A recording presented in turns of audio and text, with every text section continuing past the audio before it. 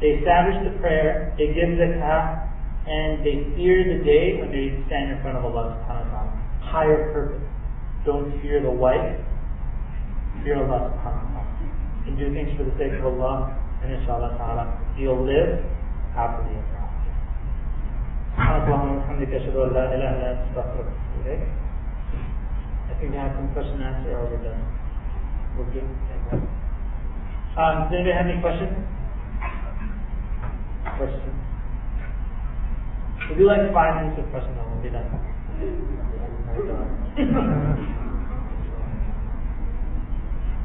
Question?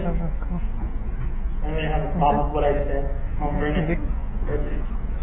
Alaykum assalam. What do you think of people who think that it's probably from like developers think that, for example, they like to take it and they think that what's up taking You mean like video games? Okay.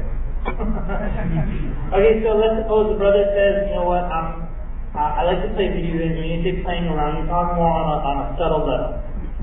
Right? It's more like a halal, it's just like wasting time. They're just distracted in life. They say, when I get married, then I'll start to get more focused. You know what? There shouldn't be a problem with that. Because I would hope that this person could get more serious earlier in life, and giving speeches at their high school, blogging, maybe writing nice articles and stuff like that. Some of the recommendations: praying in the masjid, memorizing the Quran, educating themselves about their deen. That'll help them to be serious, more serious earlier in life. But if they're not totally serious and they say, when I get married, number one, the wali might not even accept them because they're just goofing off, right? The wali might not accept them. Let's suppose they do marry somebody. Like attracts like. They're being foolish and just wasting time. They usually get married into a situation where even the wife is very similar to them. And then they'll have difficulty.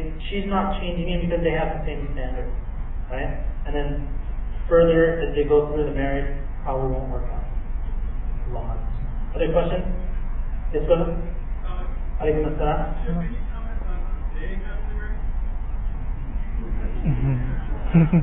Bismillah. So staying happily married, obviously you need to put in the foundations for it. I.e. the idea of marrying for deen, and then looks can come after, right? So it's based on deen, looks coming after, and you chose the right spouse, someone with similar values, good situation, you haven't bypassed the wali, you put in the proper foundations for the marriage. Now you're in a good position to build on this. Okay? Now, building on that, how to stay happily ever after marriage.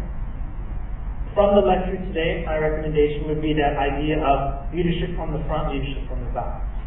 Hence, the man has to know how to be decisive in the marriage, and at the same time, do the shura, be loving, ask about them, care as a father would care for his daughter, kind of thing, right? And same thing in the wife. For the wife, if the wife is totally from the front, she needs to learn to, sometimes leadership from the back, ask shura from her husband, give positive feedback to her husband, so on and so forth. Both of them need to be leadership from the front and back. Because you're the male and you're asking about this, and let's suppose wife's not in your control, you need to be the leader from the front and back. Hence, if the wife is trying to always be in the front, you're like, dude, you need to lead from the back right now because I'm in charge. And she'll test you to see if you're serious. Are you really a man or not? And you're like, oh yes, I am. And she'll give you the trouble that night, but then the next is like, great, okay. 2 more questions? Yes, brother? You missed my lecture, didn't you? Okay, so the brother, what's the best way to seek a wife? Interestingly, I believe that male energy speaks for itself.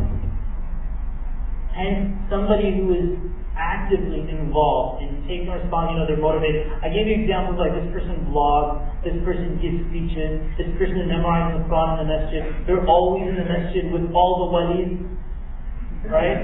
They're praying with the best walis.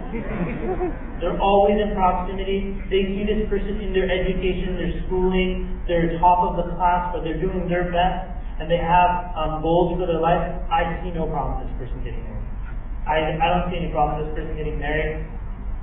If the person does have problems, chances are they're not embracing the male. There's something missing.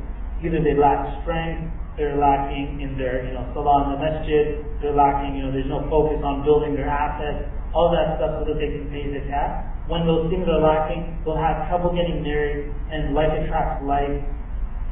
Wow. That's my position. Yes, sister. What are things that we can do as sisters that we can build strength in our own brothers? From our siblings, we can have some strength without being a leader from the front so they can believe that. You're correct. No, they might listen.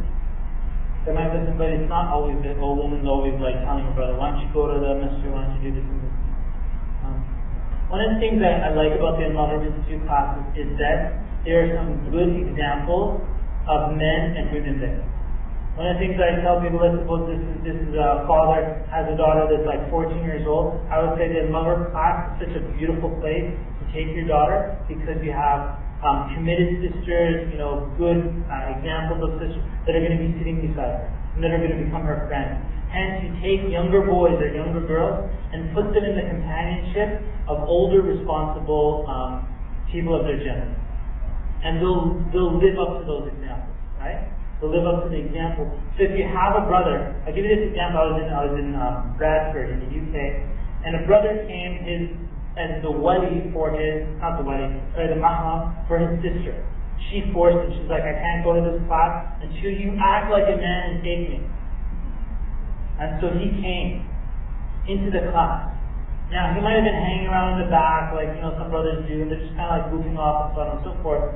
But by the end of the class, and this interestingly was the Tafsir Jazam. He was like, the surahs that I recite in Salah, it's like I never knew what they meant. I never knew that there was knowledge like this that was accessible. I never know we could learn things like that. He couldn't come to the second weekend. He's like, now I know when I recite Wad-Duha wal-Layli, what does it mean? When I recite Inna A'tainaka al-Kawthar, what does it mean? And part of being a man is that seeking of knowledge, right? Somebody has that goal. And so inshallah ta'ala, I would recommend that you bring your brother to, say, another class. I mean, that's obviously something you can implement right away or things similar to it.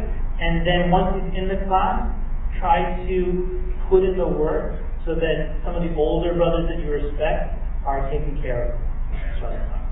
Other questions? Yes, please. I understand that this topic is kind of focused more on brothers and sisters, but what do you say to the sisters who make the decision whether or not they respect or respect someone based on their feelings?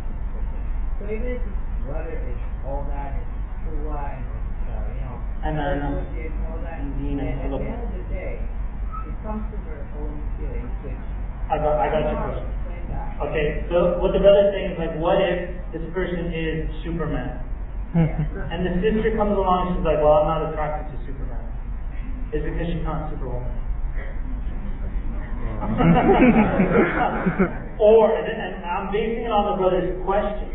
Because the brother started by saying that this is Superman. And if she's not attracted to it and just based on feelings and stuff like that, that's fine. I feel good for Superman that this girl that, just doesn't waste his time. I'll give you an example of this. A brother becomes Muslim because he had a girlfriend who was Muslim. Okay? The situations like that. Father comes along, Wali, who's just totally clueless. All of a sudden, now he shows up and he says, I will not marry my daughter to you until you become Muslim. So then he's like, all right, I'm cool with that. So the guy goes and he studies Islam, opens up Sahih Bukhari, memorizes Islam. He's good. So then the brother becomes Muslim and gives his shahada in the masjid and so on. You know what happens to the brother? He usually will not marry that girl. Because from what I've learned, he says, that you're not a good brother. and then if you did marry her, she'll probably run off to some other guy or something like that. Now, I'm just saying in that situation. Now, if the brother is a Superman and the woman's not attractive, it's to his benefit. If he's not a Superman, that's in his control to change that. To have that forward, have that amana, have that deen, and have that follow. That would be my recommendation. The brother really needs to focus on being Superman. And it shouldn't be a problem.